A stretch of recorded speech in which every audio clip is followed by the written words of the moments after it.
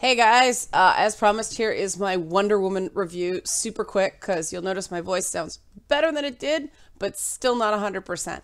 So, first up, I enjoyed it overall, and that's the important thing. It is a good little superhero movie that, kids can go to, and there's stuff for boys to like, there's stuff for girls to like, and it isn't beat you over the head with politics. I said on Twitter it's much more a moral movie than a political movie, and I think that's awesome. Very, very happy about that. That's what I wanted. I wanted something that was sort of a timeless story and didn't feel like social commentary, because this is a character, Wonder Woman's a character that's been around for a while, and there's many different takes on her. And that was, in some ways, the movie's greatest strength and the movie's greatest weakness. I'm going to avoid spoilers, but the performances were fabulous. Gal Gadot was amazing. Robin Wright was fantastic. Chris Pine is better than I've ever seen him. And all that was very, very exciting. It looked pretty. Parts of the fighting looked a little too digital to me in places, but I'll take it. The biggest weakness of the film for me was that it was almost like they were trying to do two movies at once. They could have done an entire movie just about her leaving Paradise Island.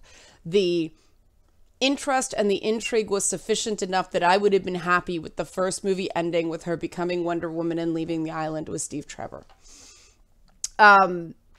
But that's not what happened. There was a lot to do on the island, and there was a lot to do once they got to World War I Europe. And so certain things got really short-handed that left me going, huh? Why'd they do that? That doesn't... Wait. And then I started falling behind and had to just go turn off brain and go with the plot. And I think the weakest character, not the weakest performance, but the weakest character of all of them for me was Hippolyta. Not spoiling some of the other stuff, but she just made some decisions that were default mom stuff. She was all mom, excuse me, all mom, no warrior queen there. And that was a little disappointing. I was hoping for a bit of nuance. Robin Wright has kind of been typecast about the woman as the woman in the room who gets shit done. And I'm telling you this so you can kind of be warned going in that, okay, this is going to be a little bit frustrating so you can enjoy the movie. Once they get to the European, the World War I stuff that we've seen in all the promos, it's almost like they didn't have enough time to tell a story that made sense. So they just had to make a story that it was an excuse for various scenes of fighting. And that's okay. As I'm just preparing you guys going in for it, that the whole movie is just excuses for Wonder Woman to be heroic and fight and kick some ass and be funny. She's very funny in places. She is actually the person telling the jokes, not just the person reacting. That's Chris Pine.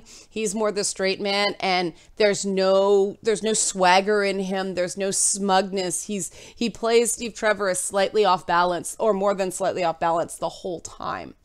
And because he's the puny human in this story, he has a nice vulnerability about him that I really, really enjoyed. I thought that was so super awesome and cool to see. That's pretty much it. It wasn't real deep. It did have kind of a nice message, but it's very simple. Very, very simple. There's no heavy-handed politics. There's no... There's little hints of, the fact that World War I was before universal suffrage was a thing. Stuff like that. There are little hints, but they don't beat you over the head with it. The movie's message is very much on the level a 6-year-old can understand. And I like that. It really feels like Patty Jenkins made a movie for a specific purpose, for a specific audience, and she kind of went, screw it. If people complain, I don't care. Like little conscious choices, like, the fighting's more like wrestling than actually fighting. There's no blood.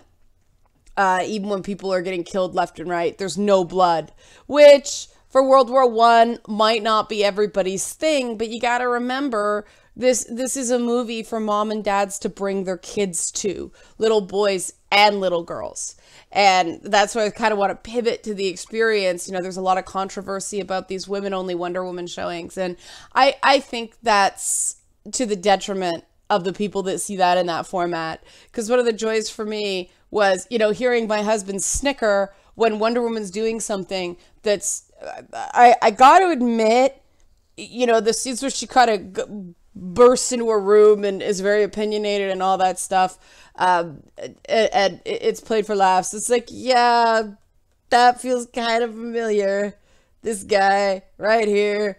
And, you know, there's kind of a midpoint or 2/3 of the way in scene that apparently almost got cut. Patty Jenkins really had to fight for it. That really hit home with me because of, you know, various things, various struggles I have. And, you know, that was sort of this idea that sometimes the most heroic thing you can do isn't punching guys in the face, isn't having the witty one-liners.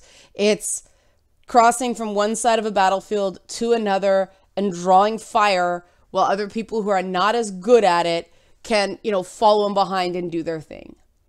And it's that different kind of heroism that they understood with Wonder Woman that I think made this movie work. Certain other things, the choice of the origin story they went with, I don't like. I don't like the choices they made in that regard. I think those were overall franchise choices that this movie got stuck with, but I find them unnecessary, and I find I don't like them as much, and I'm not going to say what they are because I don't want to spoil it. Yeah, if DC learns the right lessons from this, and let's face it, DC never learns the right lessons from everything, but live in hope. If DC learns the right lessons for this, maybe we'll finally get a decent Superman movie, because it did all the things that a Superman movie should do, and the last few Superman movies didn't do. There was a simplicity and nobility of purpose, and she's just a good, inspiring character. They did not feel the need to shove all this stuff into the script to make her brood, because Gal Gadot just has this energy about her that just drives it. It doesn't matter how simple the scene was. You believed she was Wonder Woman. And she wasn't Diana Prince, radically different than Wonder Woman. She was Wonder Woman the whole time. And I think that worked for this. So there's my little 8 and change review of Wonder Woman. No spoilers. Yay, I did it.